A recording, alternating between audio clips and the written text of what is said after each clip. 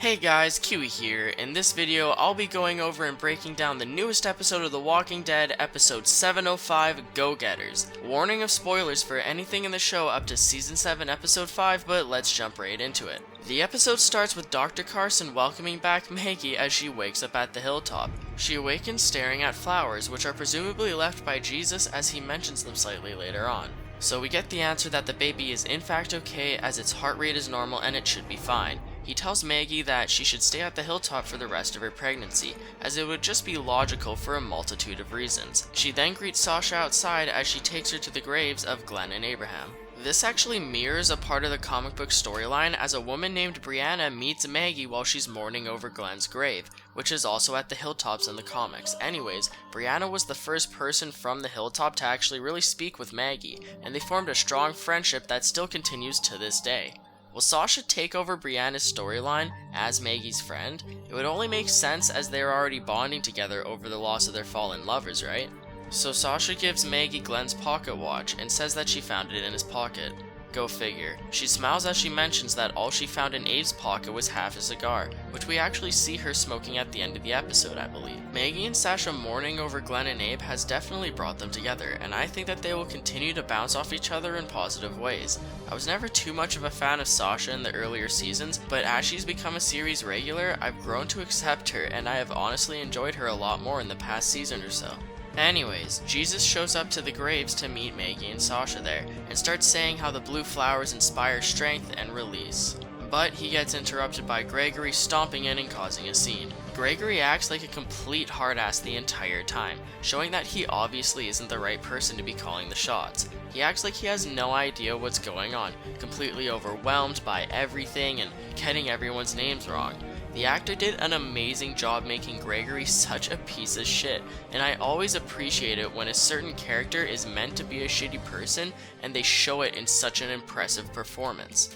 The way he tells Maggie that it was her mistake for being pregnant is offensive in more ways than I'm sure he even realizes, considering the fact that he can't even remember Maggie and Rick's name correctly, or sorry, was it Rich? Make sure you let Rich know what we did for you. We're here right now because she and Rich didn't handle things like they said they would. And like the fact that he didn't even know Sasha wasn't from the Hilltop, he definitely doesn't realize that the two people buried there are their dead lovers. He tries calling himself a good person, but then pulls that BS. He's obviously the hero of his own world, but how much of a coward he is just completely shines through any authority he's trying to intimidate people with. Gregory almost acts like just everyone is totally naive and honestly stupid, but that's not the case as they completely see through him and everything that he's about.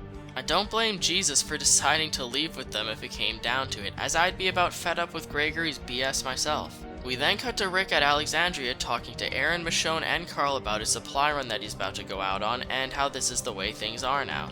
I'm glad that we got to see Rick in this episode before he leaves, and that it didn't just cut to Michonne talking to Carl like how we saw in the previews. So I'm pretty sure that this was just a hilarious joke at the fact that Carl just has one eye and has no depth perception, but like obviously you can't help but notice that he is just completely missing the dartboard. Moving on, this completely decent makeout sesh between Rick and Michonne clarifies that everything between them is okay in my books, and we don't have anything to worry about. I previously did a video about Michonne and how they stand, so feel free to check that out as well. Once Rick leaves, Michonne tells Carl that even though she thinks that Rick is wrong falling into line under Negan, she doesn't know that he isn't making the best choice for everyone, and Carl needs to realize that too. Not considering his actions, I don't mind Carl's acting this episode. A lot of people have been complaining about Carl just being a complete disappointment. That's honestly a completely separate subject, especially if you're comparing him to the comics. Carl in the show and Carl in the comics are two completely different versions of the same person, and should be treated as such, just like Michonne for example. Jesus and Sasha discuss and brainstorm possibilities that could result in Maggie staying at the Hilltop, but nothing seems to be solid enough to them as it would still ruin Gregory's plan of plausible deniability. He wants them gone no matter what, because he doesn't want his own lineup mirroring the one we saw in the season 7 premiere. You know, if they see you here, they'll think we colluded. We did. I did not agree to this. If they think we helped attack their outpost, they'll do that to us. Jesus then gives Sasha the necklace that Abe left at Hilltop during that fight that he got into when we were first introduced to the location last season. This necklace was actually given to Abe by Rosita, which makes this unintentionally awkward for Sasha. Switching back to Alexandria, Carl finds Enid jumping over the wall trying to go to the Hilltop. He tells her that he's not going to try and protect her anymore, but I guess he ends up changing his mind later on. Carl completely wastes a car over one walker as he randomly drives to meet up with Enid. He told her that he didn't want to protect her anymore, but I guess he couldn't get her off his mind. He should have just went with her in the first place. And is this another knock at him not having good depth perception because he crashed his car? Or is that just honestly him being a bad driver and just being completely careless?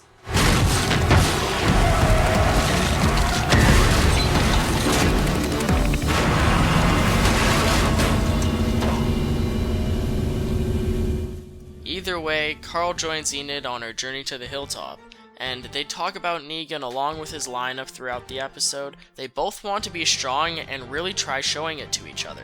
I believe that Carl and Enid could definitely become some sort of badass duo, but only if they put their heads together in the right mindset and worked together in the proper way. Now, the rollerblading scene between them was slightly cringy and a bit forced, but it was a way to get around in the zombie apocalypse that I don't believe we've seen yet in the show. That night, Sasha and Maggie are taken by surprise by obnoxiously loud music as they notice pallets of wood on fire in the middle of the hilltop, along with zombies walking right in through the open doors. Sasha tells Maggie that she needs to stay off her feet, but we soon see her disregard that advice as she stands on top of the trailer home yelling orders out at Jesus and people of the hilltop.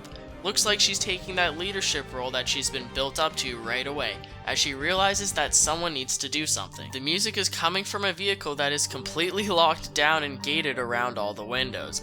Maggie comes out of nowhere with what looks like a huge tractor and crushes it as we get this crazy montage of Sasha and Jesus defending the hilltop. I love all the angles that they showed of them taking out all of the walkers, as it resembles to the editing style of No Way Out last season, which honestly reminds me of reading through the comic book panel to panel. The next morning, Jesus is discussing Maggie and Sasha with Gregory, saying that he won't turn them away, especially after they helped save the hilltop the night before. Gregory practically tells Jesus that he could take leadership of the hilltop if he wanted to, but mocks him, saying that he'd need to stick around long enough to look over the place and become a part of it. Maggie and Sasha enter the room, and no matter what they try to propose, Gregory isn't having any of it. They eventually get interrupted by what Gregory was fearing the most, the Saviors. Negan's right-hand man Simon leads the charge as they all file into the Barrington house, once again using their numbers as an intimidation tactic. Stephen Oggs completely kills it in this episode, and I love seeing his character Simon on screen in this episode as he interacts with Gregory. I believe that Stephen Oggs originally auditioned for the role of Negan himself, but they liked him so much that they gave him his own character entirely. Because of this, in a way I feel like it's a treat for Simon to be considered as Gregory's own personal Negan, and he sure does a damn good job of it. The compound that was filled with saviors that Rick and group took out last season were actually the saviors that previously dealt with the hilltop, so this seems to be Simon's first time there, as he's never met Gregory or seen the Barrington house before. Gregory tries using this to his advantage as he just plays stupid, but it doesn't seem to go over too well as he continuously stumbles his way through the conversation. Simon mentions that the saviors were going to clean up the walkers that they brought into the community the night before, but compliments them on taking care of it for themselves. He's just toying with Gregory every chance he gets, while he's still keeping a positive and cheery attitude about it. He mentions the name of the episode, Go-Getters, as he explains to Gregory that the people who butchered the group of saviors that previously dealt with the hilltop are now working for them as well. So the show makes us think that Gregory is going to reveal Maggie and Sasha to Simon, and I honestly think he was going to, but he just ends up finding a full crate of whiskey and gives it to them as an offering. Simon tells him that he appreciates this, but he still takes half of what they have and makes him kneel at the end of it. This was a real turning point for Jesus, as he just witnesses Gregory completely ready to sell out two people just to save his own ass. Even though they would have completely screwed him over anyways, he just couldn't handle the stress, and he's such a coward that he just needed to tell Simon. Thank God he put them in the different closet, and it turned out how it did, because I thought that they were completely screwed. And so the actor Sonequa Martin Green, who plays Sasha, said on Talking Dead in a pre-recorded video that anyone who fears for their life the more they fear for themselves and care for themselves, and the less they care for others. They are a bomb waiting to go off, and they will get you in trouble. If left unattended, they could get you killed, so this is a problem. Carl and Enid shown up at the Hilltop right as Simon is ordering the Saviors to load up the supplies that they took from the community. Carl suggests going and killing Negan, but Enid points out that that would be completely selfish, and she's right. There's no way that they could successfully take out Negan themselves without any repercussions. Even if Negan died somehow, there's a full hierarchy of people to take his place. The kiss between them was a nice confirmation between the two that they felt the same way. But ever since they got stuck in that tree together way back at the end of season 5, we've all known that they've had that bond between each other. Carl decides to take his chance as he wants to put matters into his own hands. Obviously you didn't listen to Michonne's little talk with him at the beginning of the episode. Enid tells him that she doesn't want him to go, but she can't make him not. They both know that it's practically a suicide mission, shown by Enid's final response to Carl. They'll see you. No, they won't. You can tell that Enid was trying to use the moment of them kissing as a glimmer of hope to convince him to stay, but Carl has made up his mind. You can actually see the change of expression in Enid's face when she goes from being hopeful to shocked to the acceptance of the fact that she'll probably never see him again. How do you get away? It wouldn't matter. You're good to me. Now, I definitely don't think that Carl's gonna die anytime soon, but they don't know that. It's completely logical for Enid to think this, and I really feel bad for her in this situation. We see just how big of a pushover Gregory is when Jesus calls him out and tells him what's up. As soon as the Saviors leave, get them the hell out of here before something bad really happens. Stop! They're staying. So you're gonna be in charge now? No. It's just that you won't be. I'm honestly surprised that we got to see Gregory get overthrown this episode. Well, pretty much, along with the fact that Maggie is already stepping up. I think I can say for everyone that I love the fact that Maggie clocked Gregory right in the face for calling the Saviors reasonable, as she has clearly been called by the wrong name for the last time. This is our home now, so you'll learn to start to call me by my name. Maggie. Maggie Ree. This was completely badass, and thank God she takes Glenn's pocket watch back, as I had always loved the symbolism and meaning behind it throughout the entirety of the show. Maggie, Jesus, and Sasha watch as the Saviors finish loading up their stuff on the outside of the Hilltop. Jesus explains that Gregory was already in charge of things when he got to the Hilltop originally, and he just so happened to end up as the leader because pretty much no one wanted to do it. He couldn't see anyone else taking Gregory's place before, but he can now. Maggie, who's completely oblivious, asks him who, to which he just replies saying that he'll tell her one day. The way that Jesus and Sasha look at each other during this confirms that they both realize that Maggie has full potential to eventually run the Hilltop, and is fully capable to help thrive and evolve it. Maggie leaves to go back to the trailer, leaving Sasha to ask Jesus to find the sanctuary, and to keep it between themselves. They don't like the idea that they aren't going to tell Maggie, at least for now, but they know that it's the best thing to do for now until they get more information, as she'd probably just want to do something drastic. Enid greets Maggie outside at Glenn's grave. Maggie notices that Enid inflated the green balloons and tied them up to it, in memory of when Glenn was being saved by Enid, along with him convincing her that Alexandria and the people were well worth coming back to. Enid asks Maggie if she's okay, and she tells her that she isn't, but eventually she will be. So Sasha eventually meets Enid and Maggie back at the trailer as they have dinner.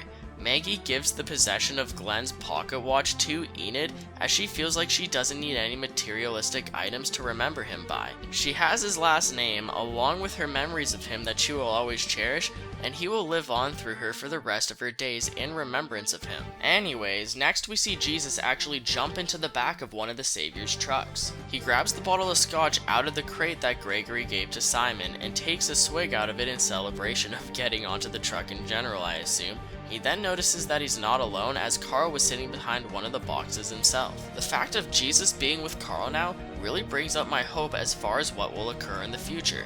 I now expect a way more logical plan, rather than what happened in the comics, and avoiding spoilers in case things might turn out similar. For those who don't know, Carl was actually only 12 years old at this point in the comics, and once he got inside the sanctuary, he caused a pretty stupid scene. I've said in the past that if they remade Carl's storyline from the comics, that they would need to adjust his actions considering his age, along with the fact that Daryl's already been there. With Jesus alongside Carl, is it possible that he can convince him just to scout out some intel with him and then return? After all, they do have two completely separate plans. One just to gain knowledge and possibly some leverage over the saviors, and the other is on some sort of crazy death wish assassination mission. What do you guys think about Jesus and Carl? What do you think they'll do in the future? And what did you guys think about this episode in general? Put your opinions in that comment section below, and feel free to leave a like on the video if you've enjoyed or agreed with anything I've said today. Thank you guys so much for watching, and I greatly appreciate the support you've been giving me recently. But that's pretty much it though. I'll talk to you guys in the next Walking Dead related video. Peace out.